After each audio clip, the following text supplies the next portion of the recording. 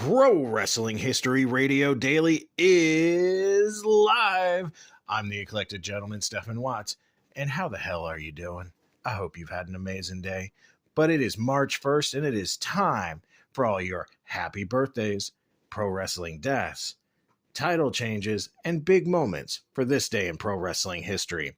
But before we get started, don't forget to like, share, and subscribe. And without further ado, you know it's time. Let's get our wrestling nerd on. We're going to start off as we always do on a happy note.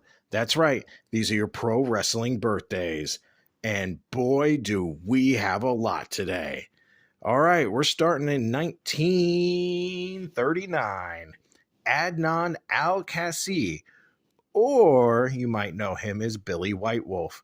He beat Andre the Giant in 1971 in Baghdad, and was a former WWF Tag Team Champion with Chief Jay Strongbow in 1976. You also might remember him as one of Sergeant Slaughter's managers during his heel run as an Iraqi sympathizer. All right, let's look next. 1965. He is a five-time WCW champion. Booker T. 1967. American males. Scotty Riggs. That was horrible. I apologize. Scotty Riggs was so underrated, though, but stuck in that horrible tag team. 1972. Luchador legend Ultimo Guerrero. Moving on up. 1983. Ring of Honor, Impact, Pro Wrestling Guerrilla. This guy's been everywhere. Davey Richards, just a stalwart competitor. Amazing. Moving on. 1986. Oh, it's a new day. It's Big E. We wish him best of luck in his recovery. It's been 2 years this month since his horrific neck injury. 1987. Don't call him disputed. He was part of the Undisputed Era. Kyle O'Reilly. And last but not least, 1989. Emelina. Actually, real name, Tennille Dashwood. All right. Of course, on the flip side of that coin, your pro wrestling deaths for March 1st. 1980. Otto Kuss. He was actually a referee for Central States and Stampede Wrestling in the 40s and 50s. All right, enough of the sad stuff. Let's get to the meat and potatoes. That's right. These are your pro wrestling history highlights for March 1st. Machine all the way to 1937. Ben Jordan defeats Bill Collins to win the Georgia Southern Light Heavyweight title in Atlanta, Georgia, beginning his third reign. Jumping to 1940, Kenny Mayne defeats Henry Jones in Salt Lake City, Utah for the Utah middleweight title. Who would have thunk it? 2 years later, in 1942, Ciclone Velaz defeats Jack O'Brien to win the Mexican national welterweight title. A whole decade later, in 1952, Ben and Mike Sharp defeat Ron Etchison and Sandar Savo for the San Francisco NWA World Tag Team titles, beginning their fifth reign. That next year, in 1953, Al Kashi and Tom Rice defeat Bobby Bruns and Ricky Dozen to win the NWA Hawaii Tag Team titles in Honolulu, Hawaii. Grooving into the 60s, 1966, Duke Kamuka and Fritz von Erich defeat the Destroyer, Dick Beyer, and the Golden Terror for the Texas NWA World Tag Team titles in Dallas, Texas. That next year, in 1967, Curtis Iukea wins his sixth Hawaii NWA United States heavyweight title in Honolulu, Hawaii, defeating Johnny Barend. 1968, Dennis Hall and Ken Lucas defeat Chin Lee and Pancho Villa to win the NWA Gulf Coast Tag Team titles in Dothan, Alabama. Disco ducking it to 1976, where we see the Worldwide Wrestling Federation hold an event in Madison Square Garden. This sees the MSG debut of one Ric Flair, where he defeats Pete Sanchez. Moving on to 1977, Dick Murdoch defeats the Great Zim, aka Waldo Von Erich, in Shreveport, Louisiana to win the NWA Tri-State North American Heavyweight title. Going to the best decade ever, not just because I was born in it, yeah, it was 1980. 1981, Steve Keirn wins his second NWA national television title from Kevin Sullivan, ending his second reign. Staying in 1981, Viano 3 defeats Fishman for the UWA World Light Heavyweight title.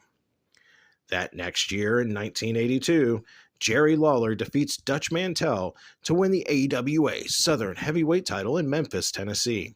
This ended Mantell's second reign and began Lawler's 20th of 5,675. 1986. The first ever WWF Slammy Awards airs on MTV, which was taped in December at the Civic Center in Baltimore, Maryland. The show was mainly used to promote the WWF's The Wrestling album, which was released in November of 1985. Award winners were Roddy Piper for Best Personality in The Land of a Thousand Dances video, Mona Flambe, aka Cyndi Lauper, for Best Producer, Gene Okerlund for Best Commentator, Junkyard Dog for Best Singles Performer, and then Gene Okerlund, Jimmy Hart, Hillbilly Jim, and the Junkyard Dog also performed their respective songs from the album. Also in 1986, very busy day for the WWF, the 5th edition of the WWF Saturday Night's Main Event, taped February 15th in Phoenix, Arizona at the Veterans Memorial Coliseum, airs on NBC and earns a 10.0 rating. The main event sees WWF champion Hulk Hogan defeat Don Morocco, with Bobby Heenan subbing for Mr. Fuji, who's apparently sick, by disqualification to retain the title when Heenan entered the ring to prevent Hogan from pinning Morocco after the leg drop of doom. King Kong Bundy then ran in and attacked Hogan, giving him 3 avalanches and 2 splashes. Wow. How did he ever get up from that? He must have hulked up. Staying in 1986, Ben Broussard and Chris Benoit defeat Wayne Ferris, aka the Honky Tonk Man, and Ron Starr to win the Stampede International Tag Team titles. 1987, Bruno Sammartino is inducted into the Italian American Sports Hall of Fame in Pittsburgh, Pennsylvania. We're moving on to 1988. Rey Mysterio, not Rey Mysterio Jr., but Rey Mysterio, defeats the Fishman in a tournament final to become the first WWA World Junior Light Heavyweight title in Tijuana, Mexico. All right, moving into the 90s. Grab your Zumbas, grab your neon windbreaker. 1992, Bam Bam Bigelow and Big Van Vader, a lot of B's in that, defeat Hiroshi Haas and Muta for the IWGP World Tag Team titles. Moving on, staying in 1992, Mascarita Sangrata defeats Expectoro in a tournament final to become the first CMLL World Mini Estrella champion. That's right, your first Luchador Midgie champion. Moving to 1993, Jeff Jarrett wins his 7th USWA Southern Heavyweight title in Memphis, Tennessee, ending Brian Christopher's 7th reign. At the same show, JC Ice defeats Danny Davis in a tournament final to becoming the first USWA middleweight champion. 1993, Bobby Eaton defeats White Lightning Tim Horner to win the Smoky Mountain Wrestling television title. You can tell it's been a long day, folks. All right, and last but not least, 1998, ECW held the first annual Living Dangerously pay-per-view event at the Convention Center in Asbury Park, New Jersey. Now, the show sees Masato Tanaka in his ECW debut pinning Doug Furnas with a roaring elbow, but is best known for the Bam Bam Bigelow ECW World Television Champion Taz match, where Bam Bam wins the ECW World Television title. Taz had Bigelow locked in the Taz mission, with Bigelow dropping on his back in an attempt to break the hold.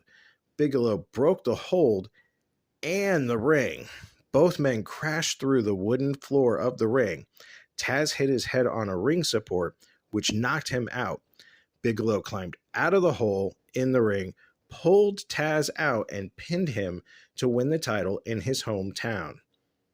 Crazy, but one of the most memorable visuals.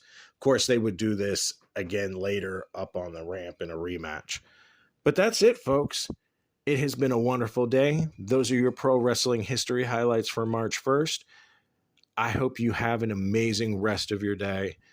But until tomorrow, take care of yourselves and each other.